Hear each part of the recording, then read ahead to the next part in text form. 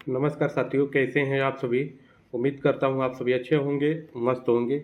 जो भी हमारे भाई बहन बीएड दूसरे सेमेस्टर का एग्ज़ाम दे रहे हैं, तो उसमें आप देखेंगे कि आपके दो पेपर हो गए हैं। पहला पेपर आपको 22 अप्रैल का हुआ था और दूसरा पेपर आपको 30 अप्रैल को हुआ है। ये दोनों पेपर मैं आपको बता नहीं पाया था।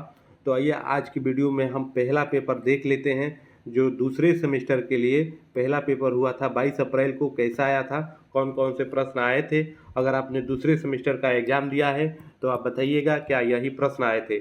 आप आगे जिनको पेपर देना है अगले वर्ष दूसरे सेमेस्टर के लिए, उनके लिए काफ़ी महत्वपूर्ण होगा, क्योंकि आप देखेंगे कि ये सेमेस्टर का एग्ज़ाम है, प्रीवियस वर्ष के आधार पे ही आपके पेपर बनते हैं। प्रत्येक वर्ष अलग अलग नहीं आते हैं, एक ही वर्ष के पेपर के सिमिलर ही उसी के इर्द गिर्द आपके पेपर आते हैं, तो महत्वपूर्ण हो जाता है प्रीवियस वर्ष का पेपर। तो आइए देख लेते हैं बीएड दूसरे सेमेस्टर 2025-26 सत्र में प्रथम प्रश्न पत्र आपका कैसा आया था। ये पेपर आपको 22 अप्रैल को हुआ था। मैं बता रहा हूँ, मैं बता नहीं पाया था इससे पहले।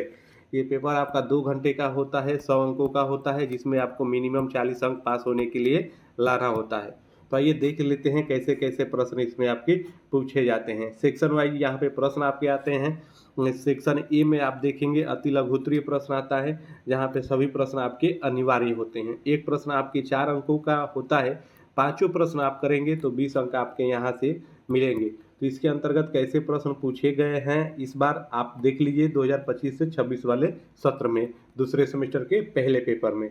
तो पहला प्रश्न आपसे पूछा था अति लघु के अंतर्गत सर्व शिक्षा अभियान के बारे में आपको लिखना था। दूसरा आपका स्वयं के बारे में आपको लिखना था, बताना था। उसके बाद इसमें केवल आप एक एक पेज लिखिएगा अति लघु में, इससे ज़्यादा लिखने की कोई ज़रूरत नहीं है। उसके बाद तीसरा प्रश्न शिक्षा का अधिकार, शिक्षा के अधिकार के बारे में आपको लिखना था। चौथा प्रश्न राष्ट्रीय अध्यापक शिक्षा परिषद के बारे में लिखना था, जिसे एनसीटीई कहा जाता है। उसके बाद राष्ट्रीय मूल्यांकन एवं प्रत्यायन परिषद के बारे में आपको लिखना था। ये सारे प्रश्न अनिवार्य होते हैं, ये सभी आपको करने होते हैं, इसमें कोई आपको छोड़ना नहीं होता है। उसके बाद आइए सेक्शन बी में बढ़ते हैं। सेक्शन बी में देख लेते हैं किस प्रकार के प्रश्न आपके पूछे गए हैं। तो इसमें आपके लघु उत्तरीय प्रश्न आते हैं, जिसमें आपके 8 प्रश्न दिए रहते हैं, जिसमें से कोई आपको 5 प्रश्न करना होता है। एक प्रश्न का उत्तर आपके 200 शब्दों के आसपास में ही देना होता है, इससे ज़्यादा आपका न हो इस बात का भी विशेष ध्यान रखिएगा, वरना और आपके प्रश्न छूट जाएंगे। एक प्रश्न के लिए आपके 8 अंक मिलते हैं, 5 प्रश्न अगर आप करेंगे तो 40 अंक आपके यहाँ से मिलेंगे। इसमें आप ध्यान रखिएगा 8 प्रश्न आते हैं, 8 नहीं करना है, 8 में से आपके 5 ही करने होते हैं। इसमें कैसे प्रश्न पूछे गए थे आइए उसको भी देख लेते हैं। तो इसमें प्रश्न आपका पहला बना था शैक्षिक संस्थाओं की गुणवत्ता से संबंधित समस्याओं एवं समाधानों की विवेचना कीजिए, ये आपका पहला प्रश्न था। उसके बाद दूसरा में आप देखेंगे मिड डे मील पर संक्षिप्त टिप्पणी लिखने के लिए आपसे कहा था। उसके बाद प्रारंभिक शिक्षा में सार्वभौमिकता की अवधारणा को स्पष्ट करने के लिए आपसे कहा गया था। उसके बाद आगे बढ़ेंगे तो आगे देखेंगे इसी में पूछा था उच्चतर माध्यमिक शिक्षा के उद्देश्यों का उल्लेख कीजिए। उसके बाद अगला प्रश्न नवोदय विद्यालय एवं केंद्रीय विद्यालय की आवश्यकता की विवेचना कीजिए। अगला प्रश्न इसी में दिया था राष्ट्रीय मुक्त विद्यालय संस्थान के प्रमुख कार्यों का वर्णन कीजिए, यानी उल्लेख कीजिए। उसके बाद आगे देखेंगे माध्यमिक शिक्षा आयोग 1953 के प्रमुख सुझावों का परीक्षण कीजिए। उसके बाद अगला प्रश्न दिया था इसी में कि राष्ट्रीय पाठ्यचर्या रूपरेखा 2005 की प्रमुख विशेषताएं क्या है। तो यहाँ पे आप देखेंगे इच तक यानी 8 प्रश्न आपके दिए हैं, 8 में से केवल आपको 5 ही करने होते हैं, इसका ध्यान रखिएगा। जो आपको आए वही 5 करिए, एक प्रश्न के लिए आपके 8 अंक मिलेंगे। सेक्शन बी में आपका लघु उत्तरीय प्रश्न के अंतर्गत ऐसे पूछा जाता है।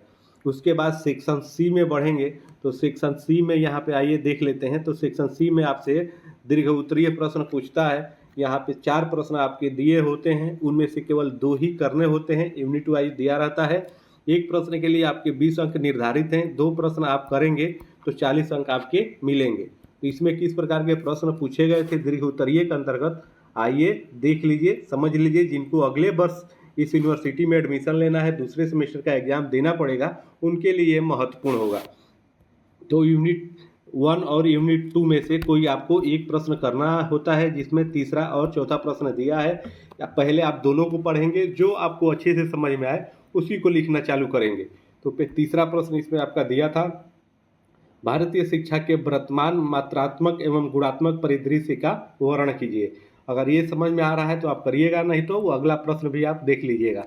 माध्यमिक शिक्षा के व्यवसायीकरण की अवधारणा, समस्याओं एवं समाधानों का परीक्षण कीजिए। ये भी प्रश्न आपका दिया होता है। इसमें से कोई आपको एक करना होता है, एक करेंगे 20 अंक आपको मिलेंगे। उसके बाद ऐसे ही अगले सेक्शन में बढ़ेंगे, तीसरे और चौथे सेक्शन में। तो यहाँ पे देखेंगे यूनिट आपका 3 और यूनिट आपका 4 दिया है।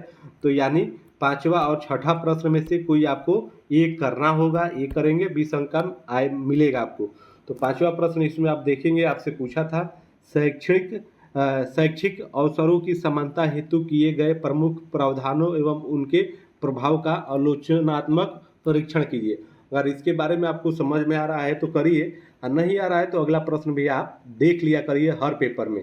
शिक्षा के लिए राष्ट्रीय पाठ्यचर्या रूपरेखा 2009 के प्रमुख सुझावों का परीक्षण कीजिए। ये भी आपका प्रश्न है। इन दोनों में से कोई आपको एक करना होता है। यूनिट 3 और यूनिट 4 में से एक ही प्रश्न आपको करना होगा, इसका विशेष ध्यान रखिएगा। एक प्रश्न के लिए यहाँ पे आपके 20 अंक निर्धारित हैं। तो इस प्रकार से ये आप देखेंगे कि जो दूसरे सेमेस्टर का पहला पेपर हुआ है 22 अप्रैल को हुआ था। मैं बता नहीं पाया था तो आज आपको बताया हूँ। देख लीजिए कि आपका यही पेपर आया था। जो भी हमारे भाई बहन दिए हैं, दूसरे सेमेस्टर का एग्ज़ाम दे रहे हैं, तो वो ज़रूर बताइएगा कि यही पेपर आया था कि नहीं आया था। तो मिलते हैं अगले वीडियो में, तब तक के लिए आप सभी को जय हिंद, धन्यवाद।